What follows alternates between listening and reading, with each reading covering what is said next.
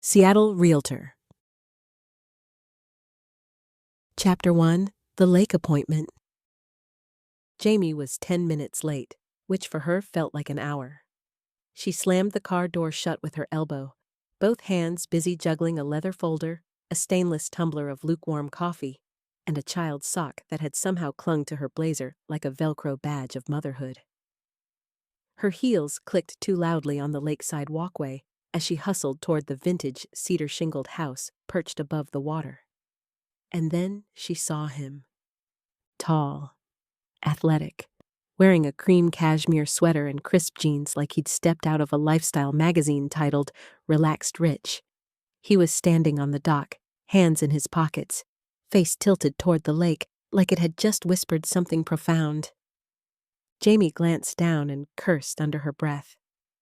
A streak of cream cheese, her son Ben's bagel, naturally, had smudged her skirt. Fabulous. She cleared her throat.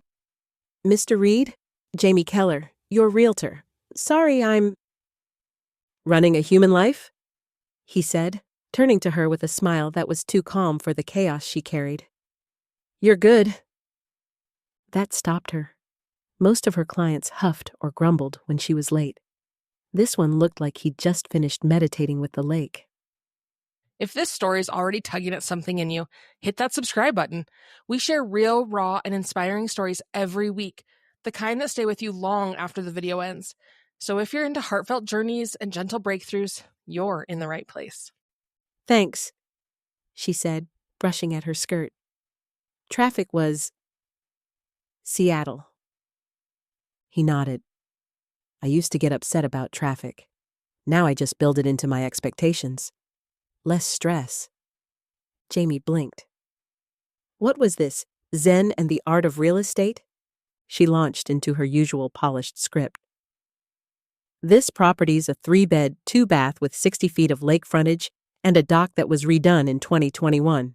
The owners installed a new HVAC last fall." "You look like you need to breathe," he said softly. She stopped mid-sentence, startled. Sorry?" Jordan smiled gently. "You came in hot. You don't have to sell me yet. Let's just look." It was disarming. She wasn't used to people seeing her. Normally she was an armor of highlights, designer neutrals, and fast-talking facts, but his tone wasn't condescending. It was warm. She nodded, flustered. "Right. Let's look." They walked through the house in silence, broken occasionally by his thoughtful questions. "What direction does this window face? Can you hear boat engines at night? Do eagles really nest in that tree?" By the time they stepped onto the deck, Jamie had unclenched her jaw. He turned to her again. "I grew up in Atlanta, but Seattle's got its own rhythm. You feel it?" Jamie exhaled. "I feel something. Most days I feel like I'm losing a race I didn't know I entered." Jordan chuckled. "That sounds exhausting." "It is," she admitted before catching herself. "Not that I'm complaining. I love what I do." "Do you love how you do it?" She blinked again. "I'm sorry. Do you coach people for a living or something?" He laughed. "Not exactly. Just been where you are. I used to think hustle was the only way." Her phone buzzed in her bag. She ignored it. "Maybe it still is," she muttered, more to herself than him. They stood quietly for a moment, the lake lapping gently below. She glanced over. Jordan was watching the water again, peaceful in a way she couldn't remember ever feeling. "You know," he said slowly, "you can build a great life without burning yourself down to do it."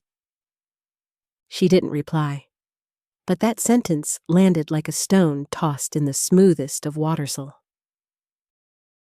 Chapter 2. Unwritten Rules. Jamie peeled out of the Starbucks drive-thru with one hand on the steering wheel and the other fishing for a napkin in the center console. A rogue dollop of whipped cream had managed to bypass the lid of her venti Americano, and dive straight into her lap. Again. She pulled up outside her townhome in Bellevue, the quiet whir of her hybrid barely louder than the toddler wail echoing from inside. Her nanny, Lena, met her at the door with her usual patient smile and a finger pointed toward the living room. "He built a rocket ship out of couch cushions and refuses to evacuate for snack time," Lena said. Jamie sighed, stepping inside and kicking off her heels. "Ben, Mommy's home for 37 minutes. A blonde blur launched off the ottoman and barreled into her legs. "Mommy, you missed the countdown!" "I'm sorry, baby. There was traffic and work and—" Ben pulled back and squinted up at her. "You got frosting on your skirt again." Jamie looked down. Cream cheese, coffee foam, whipped cream. It was like her clothes were collecting toppings. "Good eye, astronaut," she said, ruffling his hair. 37 minutes turned into 19 after emails started pinging her phone. Jamie scarfed half a granola bar, reviewed an inspection contingency, booked a stager, and sent off a DocuSign before hugging Ben one last time and sprinting back to her car. This was the rhythm. Hustle, pivot, perform. She wore it like a second skin. There was pride in doing it all, until she remembered Jordan's calm eyes and that disarming question. "Do you love how you do it?" She shook it off. He was a client, nothing more. Except he'd requested another showing, and specifically asked for her. At the next property, she was 5 minutes early, thank you very much, and Jordan was already there. Leaning against his matte black Tesla, sipping something green from a glass bottle. "Trying to make me look bad again?" she teased, locking her car. "You're early," he said. "I'm impressed." "I'm a professional," she said, smoothing her blazer. "Sometimes." He grinned. "Sometimes is enough." This house was modern, all glass and concrete angles, perched higher up with sweeping views. As they walked through it, Jordan was less focused than last time, more interested in Jamie's take than the floor plan. "What would you do with this space?" he asked, pointing to a minimalist living room. She tilted her head. "Probably stage it with plush furniture and some throw blankets. Buyers love cozy." "But what about you?" he asked. "How would you live in it?" Jamie hesitated. No one ever asked that. "I guess I'd put a big couch here, something soft, with room for my son to build forts." She laughed. "And spill stuff." Jordan smiled, eyes lingering on her longer than necessary. When they stepped onto the patio, the wind tousled her perfect ponytail. She tucked it back with a sigh. "I need a hair clip the size of a carabiner to manage this mess on site visits." Jordan laughed. "You know, I like that you're not trying so hard around me." Jamie raised a brow. "I'm wearing a blazer and lip gloss." "But you're not performing. You're just you." That sentence hit her like an unexpected compliment. One that made her straighten, but not out of defense. "I don't mix business with pleasure," she said automatically. His gaze didn't flinch. "Who said anything about pleasure?" Jamie flushed. "Right, of course." They stood there for a moment. Jordan took another sip of his green juice. "I'm kidding, sort of." Jamie's phone buzzed, and she glanced down. 2 missed calls from a seller in panic mode. A text from her sister reminding her to RSVP to their mom's birthday dinner. An alert from her nanny app. Her chest tightened. "I have to go," she said quickly. Jordan nodded, unfazed. "Of course." She turned to leave, then stopped. "I'll find a few more options and get back to you." "I look forward to it," he said, voice calm and low. As she drove away, she caught her reflection in the rearview mirror. Her lips curved into a confused smile. He makes it hard to remember the rules. Chapter 3. Still Waters, Deep Life. The sun shimmered off Lake Washington like someone had spilled diamonds across its surface. Jamie adjusted her sunglasses and squinted toward the shoreline as she pulled into the driveway of the next listing.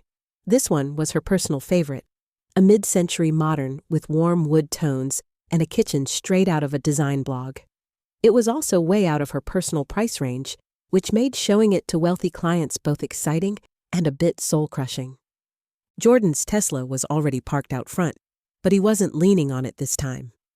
He was barefoot on the back deck, shoes tucked neatly beside him, ankles crossed as he sat on the railing with the ease of someone who trusted the world not to knock him off balance.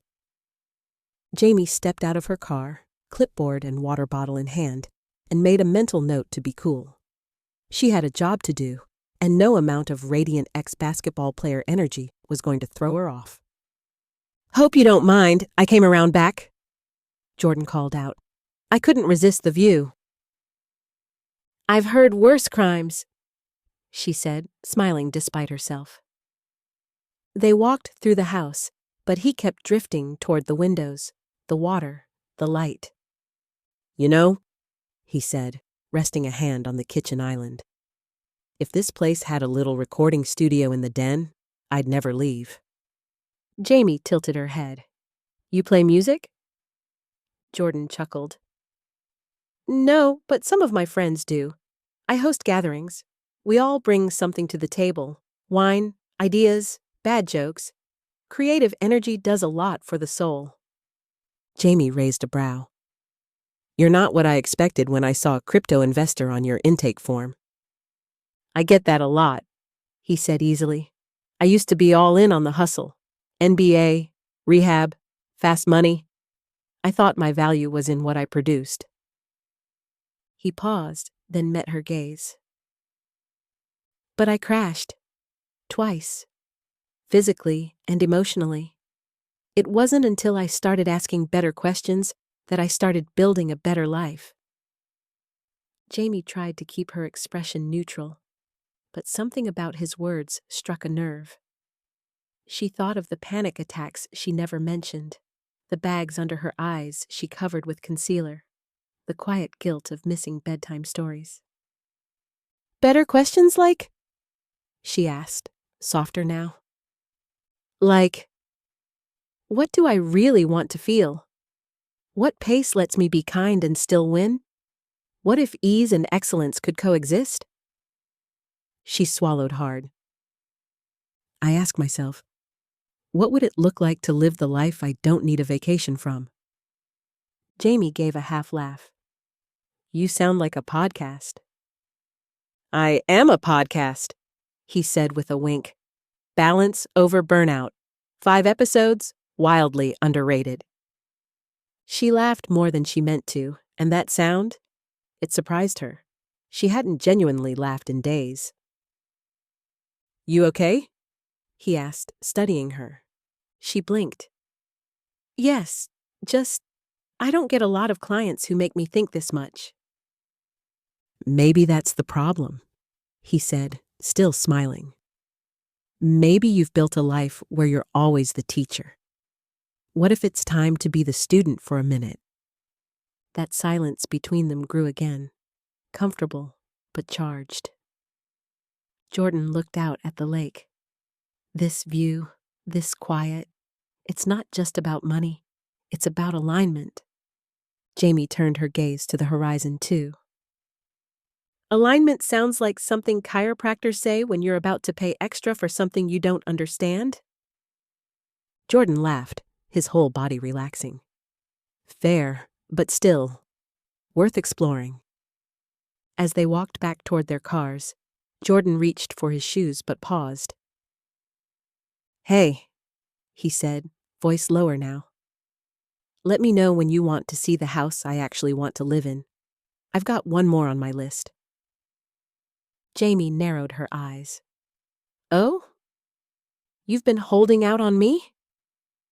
"Not holding out, waiting for the right moment.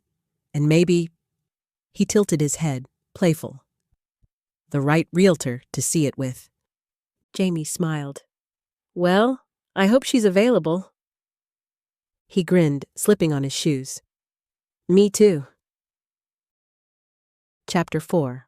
Lines Crossed. Jamie had barely dropped her keys on the counter when her sister's name popped up on her phone. "Hey, I just finished a showing," Jamie answered, propping the phone between her shoulder and ear as she opened the fridge. "Was it the calm basketball philosopher again?" Claire's voice sparkled with teasing. Jamie rolled her eyes. "Yes, and he's annoyingly insightful." "Ooh, do tell." "He keeps asking me questions I don't want to answer," Jamie said, grabbing a yogurt and stabbing it with a spoon. "Like why I never rest, or if I even like how I work, like he's a self-care Jedi." Claire laughed. "Sounds like someone's flirting." "He's a client, Claire. I do not date clients." Claire snorted.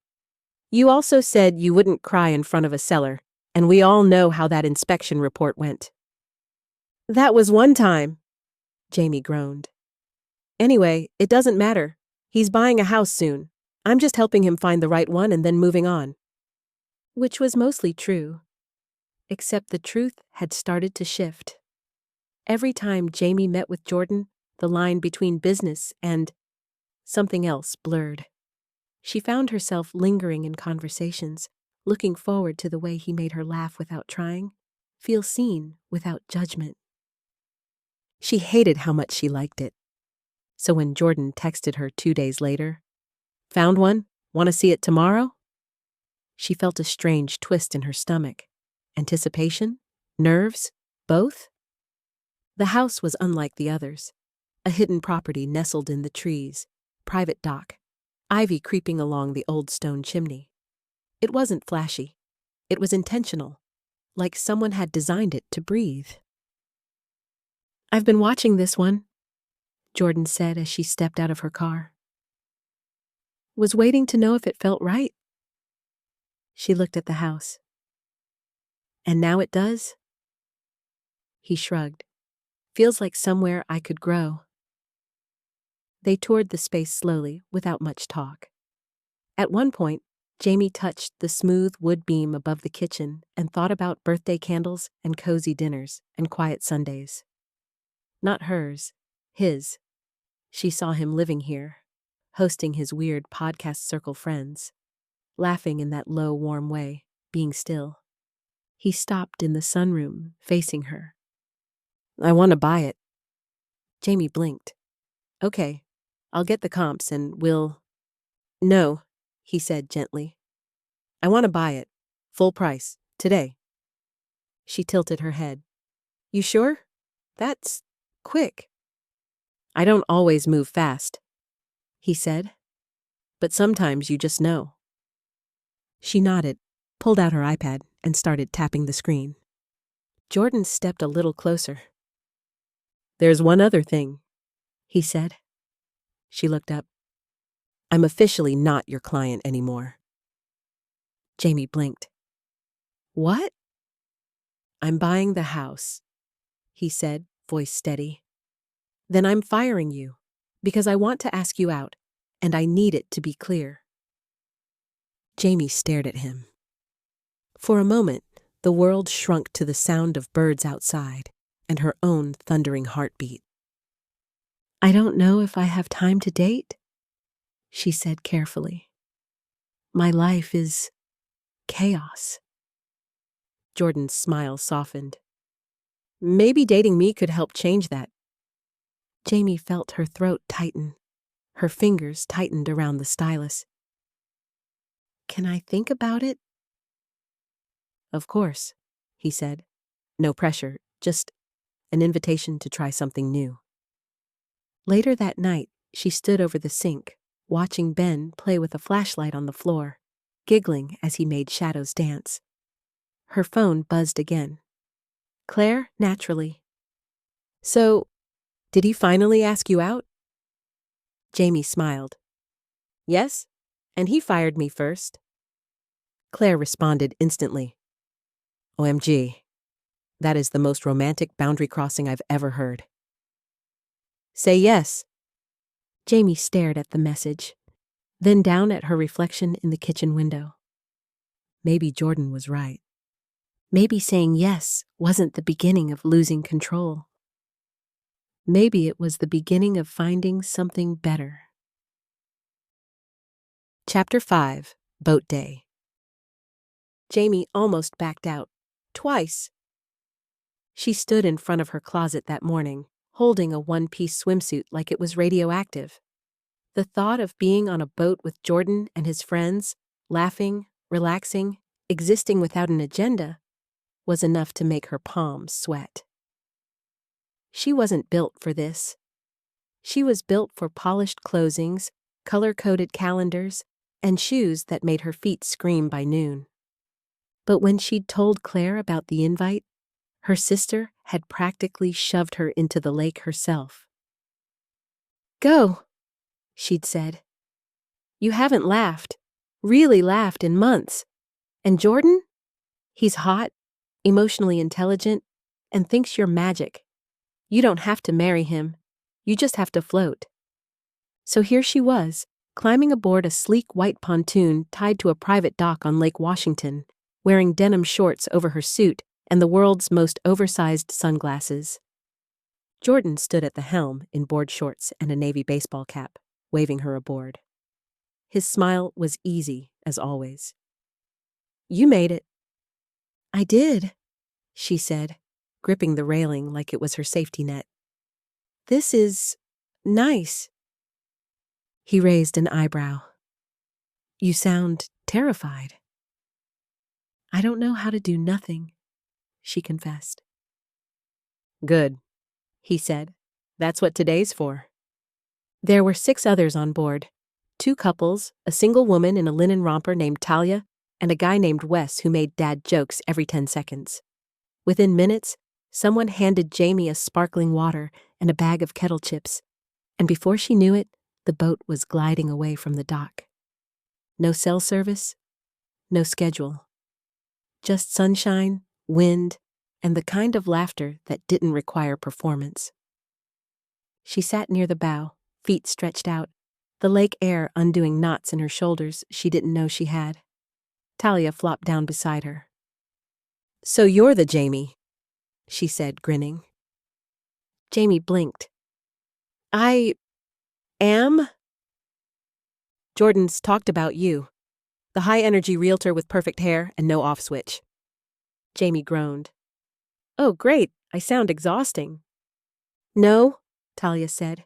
"You sound impressive, but today, you look fun." Jamie glanced at her. "You're not just saying that because I spilled salsa on my towel?" Talia laughed.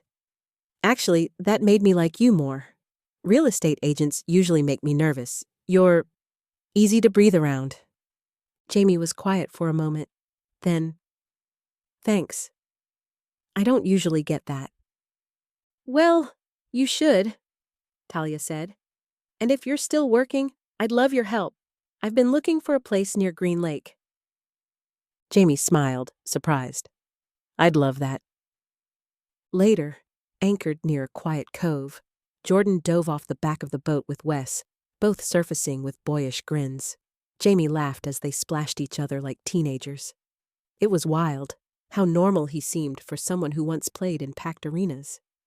He swam over, slick with lake water, and hoisted himself up beside her, dripping onto the deck. "You okay?" he asked. "I think I'm having fun," she said, like it was a foreign word. "That's allowed, you know?" She looked at him sincere. "I forgot what it felt like." Jordan studied her face, then nodded. "You're allowed to have both. Hustle and joy. Clients and freedom.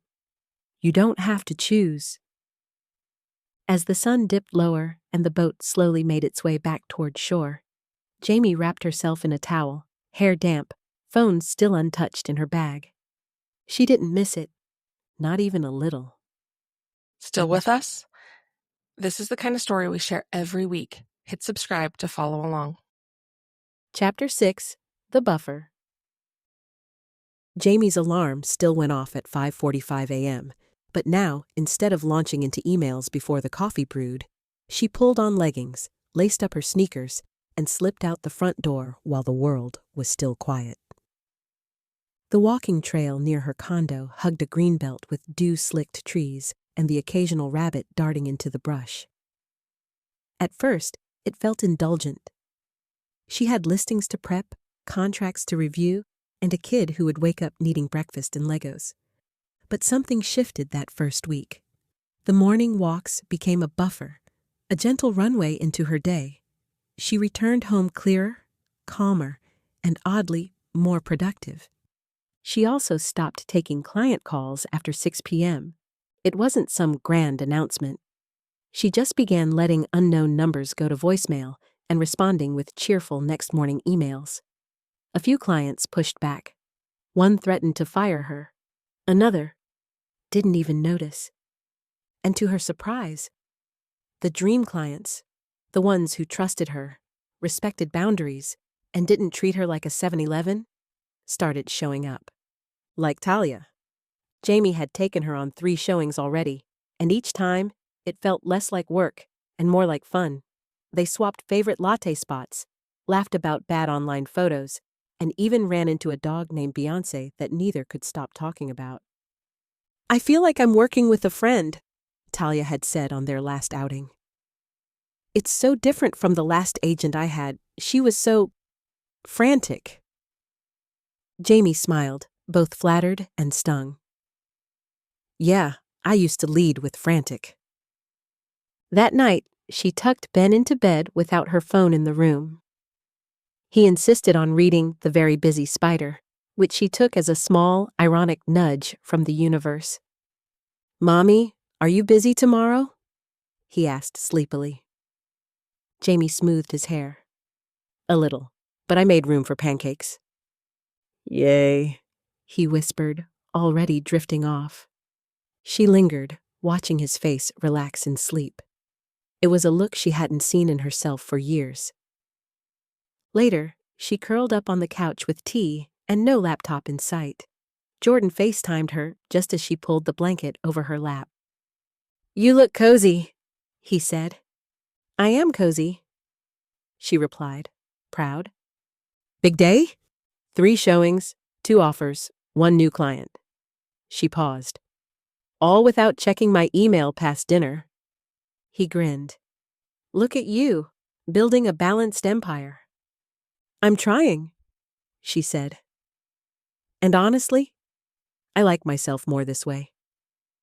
He nodded. "That's kind of the whole point." They talked for half an hour about nothing in particular.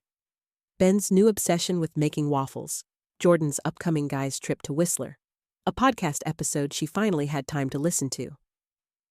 When they hung up, Jamie didn't feel behind. She felt grounded. A text buzzed just before she fell asleep. From Jordan. "You're magnetic when you're at peace." Just saying. She smiled at the screen in the dark, then set it on her nightstand. No buzzes, no panic, no guilt. Just rest. Chapter 7. Breaking Point. It started with a text that shouldn't have mattered. "Call me ASAP. Buyers threatening to walk." Jamie stared at it as she stood in line at the farmer's market, holding Ben's hand and a bag of fresh peaches. She had promised herself this morning was sacred. Waffles, cartoons, produce stands. No business. But there it was. The client was Marla. Luxury listing. Picky, paranoid, and obsessed with minor details. Jamie had worked months to keep the woman calm, and now, on a Saturday, she was lighting the match again. Jamie inhaled deeply. "Hey, bud, want to pick out a pastry?" Ben grinned. "Can I get the dinosaur cookie?" "You can get 2. As he ran ahead to the bakery stall, she stepped aside and tapped the number. Marla answered in a flurry of complaints. "The inspection report was too vague on the crawl space. I need a contractor out today, or we're losing the deal. And I can't reach the buyer's agent. This is why I have you." Jamie's stomach twisted. "Marla, it's Saturday. Let me make a few calls, but it may be Monday." I don't care what day it is. You said you'd handle everything. The guilt hit like a familiar wave. Jamie scanned the crowd for Ben and spotted him perched on a bench, happily munching his cookie. The moment was slipping through her fingers. "I'll do my best," she said quietly. By the time she dropped Ben at Claire's, called 5 different contractors, and drove across town to meet a specialist at the property, she was vibrating with stress. The contractor was late. The buyer's agent wasn't responding. Marla was texting in all caps. By the time Jamie got home, it was nearly 5 p.m. She dropped her keys, sat on the floor of the entryway, and burst into tears. Tears of frustration, of failure, of knowing she'd broken her own promise. Her phone buzzed again. It was Jordan. "Hey, how's your Saturday? Want to walk the trail in an hour?"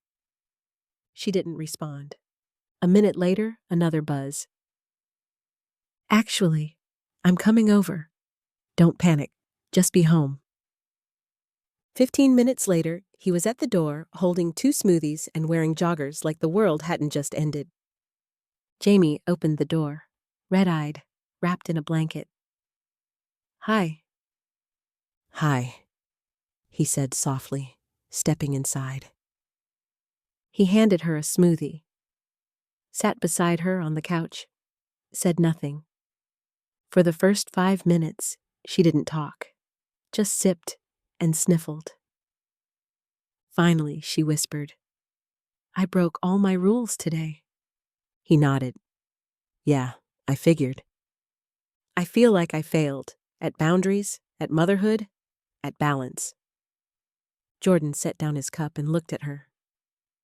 "You didn't fail. You just had a bad day.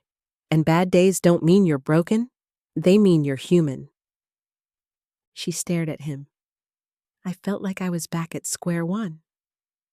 "You're not. You're not even close." "You recognized it. That's new. That's growth." Her breath trembled. "It's just so easy to get pulled back in." "I know," he said. "The world rewards hustle and punishes pause.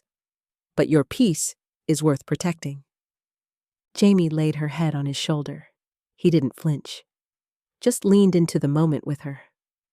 They sat like that for a long time, until the sun dipped behind the trees and the room grew dim. "You don't have to do this alone," he said quietly. She closed her eyes. That's the scariest part, letting someone help. And the bravest. She didn't have the energy to argue. Didn't want to. Chapter 8, The Shift. The next morning, Jamie didn't move. Ben was with his cousins. Her phone was on silent in the kitchen. Jordan had texted a heart emoji and nothing else. And she, curled up in sweats with a mug of black coffee and an old blanket, stared at a family photo from when she was 10. Her dad, perfectly pressed in his suit.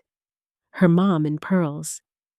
Jamie herself, in a blue dress, with a forced smile, and hands folded in her lap like she was trying to hold the world together. They looked perfect. But she remembered what came after the photo. The lecture about posture, the scolding for muddy shoes, the whispered argument about money, and her dad's words burned into her brain. If you want to be something in this world, you have to work harder than everyone else. She'd built her life on that foundation. Worked harder, longer, tighter. But now she was tired. She opened her journal and wrote the words. What if he was wrong? The pen hovered. She wrote again. What if I'm allowed to be happy without exhaustion? She didn't know the answer, but asking felt like a revolution. Later that afternoon, she met Jordan at a coffee shop near Seward Park. He was reading a book on his tablet, hoodie sleeves pushed up, a plate of crumbs in front of him. You had a croissant without me? She teased as she slid into the chair. Had to. Self-care. He winked. How are you feeling? Like I took my armor off, she said, and now I'm trying to figure out if I'm cold or just not used to the air. Jordan set down his tablet. I get that. She hesitated. Can I ask you something? Of course. You said once that you crashed. Like, Burnout crashed. What happened? He looked down, tracing the rim of his cup with one finger. My last season in the league, I played injured for 3 games straight. My knee was done, but I wouldn't stop. Sponsors, scouts, fans, I didn't want to lose it all. Jamie nodded slowly. And then? She asked. And then I tore it for real, out for good. Couldn't walk right for almost a year. I lost the game, the income, the identity. He paused. But the worst part was realizing I didn't know who I was without the grind. Jamie's throat tightened. I thought if I stopped performing, I'd disappear. They sat with that truth together. He looked up at her. But you know what happened when I finally stopped? She shook her head. I found stillness, and in that stillness, I found myself again. Not the version people praised, the version I actually liked. Jamie smiled. I think I'm meeting her too, slowly. He reached across the table and took her hand, his thumb brushing the top of hers. Don't rush her, he said. She's not late. She's just been waiting for space. Jamie swallowed hard. You make this all sound so easy. It's not easy, he said. It's intentional. That's the difference. She nodded, looked out the window at the people walking past, some rushing, some strolling. For once, she didn't envy the busy ones. I used to think slowing down meant losing my edge, she said. Now, I think maybe it's how I sharpen it. Jordan smiled. Now, that's the woman I was hoping to meet. Chapter 9. No Going Back. The weekend getaway wasn't fancy. Just a cozy lake cabin Jordan rented on a whim, complete with a fire pit, an old wooden dock, and a paddle boat that looked like it might sink if anyone breathed too hard. But to Jamie, it felt like a portal. She brought Ben, who squealed when he saw the bunk beds, and Jordan brought an entire cooler of snacks that somehow included exactly the brand of fruit snacks Ben loved.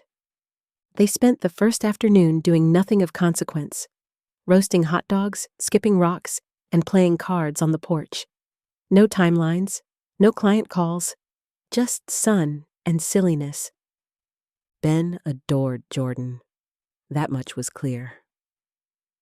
Jamie watched as the two built a driftwood spaceship by the shore, Ben explaining launch protocols while Jordan took careful notes on a leaf with a stick. Her heart swelled.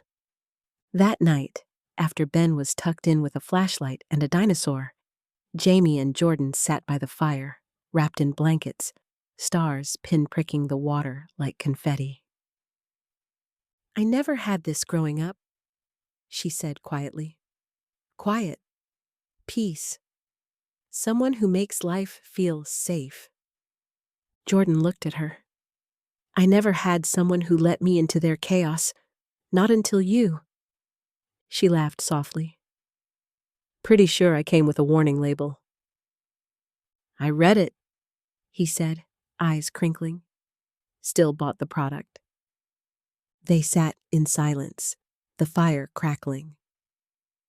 I've been thinking about scaling differently, Jamie said, surprising herself. Less one-on-one clients, more mentoring. I helped a boutique owner last week find her first location, and it felt good, like soul good. Jordan nodded. Sounds like alignment. Sounds like peace. He turned to her. I want to be part of your peace, however that looks. Jamie blinked back sudden tears. I think you already are. The next day, while Ben fished with a plastic bucket, Jamie took Jordan's hand as they walked the shore. "Thank you," she said, "for showing me what it's like to feel safe and seen." He stopped, brushing a piece of hair from her cheek. "You always were. You just didn't have mirrors that reflected it back." Jamie's voice trembled. "I think I'm falling in love with you." Jordan smiled. "I already fell." She laughed. "Of course you did. You're always ahead of schedule." He leaned in, kissed her forehead, and pulled her into a hug that felt like exhale. Back in the car that evening, Ben fell asleep in the back seat before they hit the highway. Jamie rested her hand on Jordan's, her phone silenced in her bag, heart full. She didn't feel behind. She felt aligned. Chapter 10. Showing Up for Love. The open house was quiet, not slow, intentional.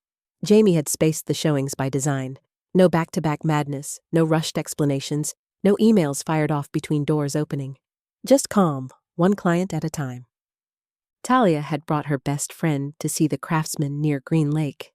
The friend, pregnant, radiant, overwhelmed, stood in the doorway and whispered, "It feels like it's saying yes to me." Jamie smiled. "Then let's help you say yes back."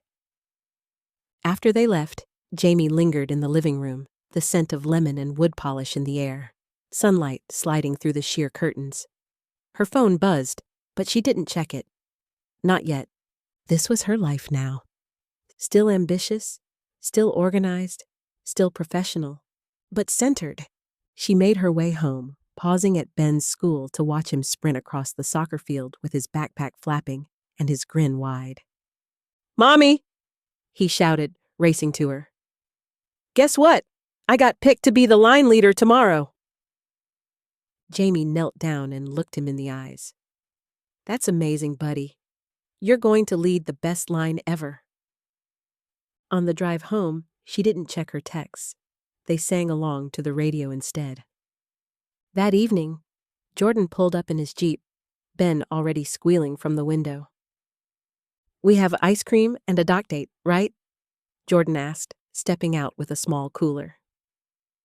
Jamie grinned. "You remembered?" "Of course, I did." They walked down to the water behind Jordan's new house, the one Jamie had helped him buy but hadn't set foot in since. The dock was still as smooth and perfect as she remembered.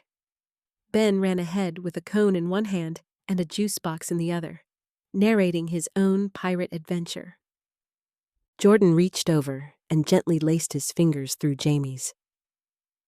"I was going to say, this is a perfect evening," he said, "but I think it's better than that."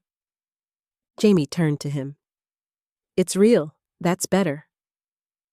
They sat down together, shoes off, legs dangling over the edge. "I used to think love was something you earned," she said. "Through performance, through productivity. I thought peace came after success." "And now?" Jordan asked. "Now I know success without peace isn't success at all." Jordan smiled and leaned in. Their kiss was soft, slow, sure. Ben shouted from the boat, "Ew!" They both laughed. Her phone buzzed on the bench beside her. She glanced at the screen, an email from a new referral that she had been waiting for. Big budget. Her ideal client. Jamie looked at Jordan.